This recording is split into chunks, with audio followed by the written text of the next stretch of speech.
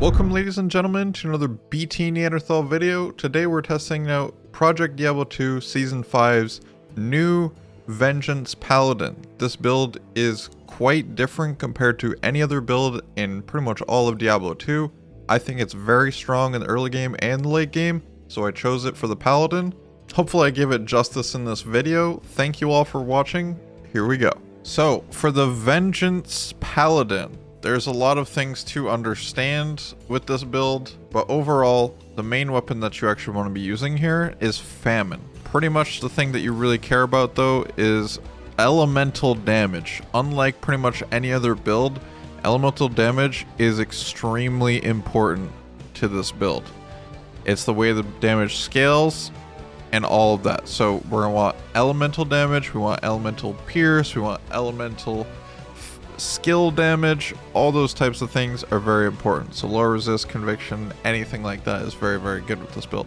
Famine is easily our best option as it has triple pierce elemental damages. Fire, cold, and lightning. Kira's Guardian because that also has fire, cold, and lightning, and then you can also put facets in there. Something to note about this build, say you want to build towards lightning, you can build towards lightning. Or if you want to build towards cold, you can build towards cold. Or fire even. You also do all three damage types. We're using High Lords here because it has +3 to lightning damage here. It also has attack speed and the all skills, which is great. Light resist. Or Miss Robes, of course, because it has triple elemental damage. And then we're using Phoenix because Phoenix is actually pretty important for this build for its sustain. This build really struggles with sustain because it's not a physical build, it's a pure elemental build. There's a small amount of physical damage that you do, but it's not nearly enough to leech off of consistently. Hellmouth, or another option would be Frostburns.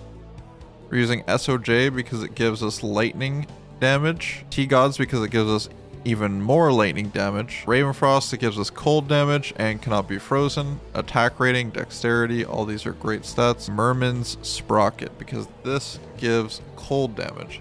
You can also use Inferno Strides or anything with Fast Renewal is great if you're not going to add more damage here. For the charms, the best ones are going to be these, which are the fire skill damage, cold skill damage, lightning skill damage with lightning, cold, and fire. But also you could use small charms with lightning damage, cold damage, fire damage, all that stuff. You could also use PCOMs and things like that as well. We have 20 points into Vengeance. We have 1 point into Holy Shield and 1 point into Joust for mobility. Holy Shield, we want to have 75% chance to block. And then we have Charge for mobility as well if you want to use that. But Vengeance has 4 synergies, and those include Holy Fire, Freeze, Shock, and Conviction. Conviction is obviously the most important here because it tends to all the elements. And then in addition to that, Holy Shock, Holy Freeze, and Holy Fire. Now, because it's so many points on this build and such a huge investment, it's hard to actually hit the max for synergies here,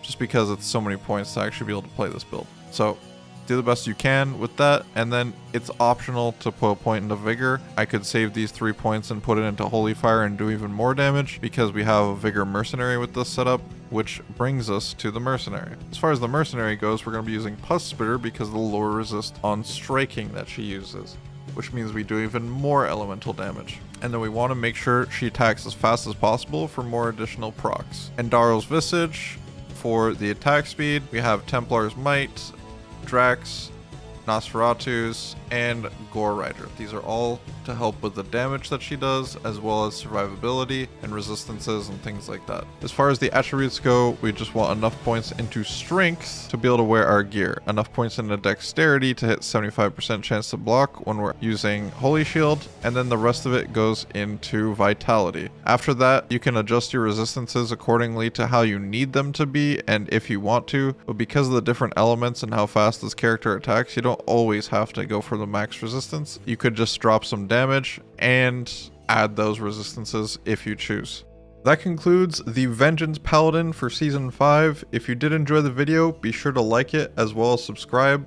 It would help me out quite a bit. And if you do have any other suggestions or anything like that, leave a comment. Let me know what you guys are going to be playing for Season 5. Much love to all of you guys. You are all beasts.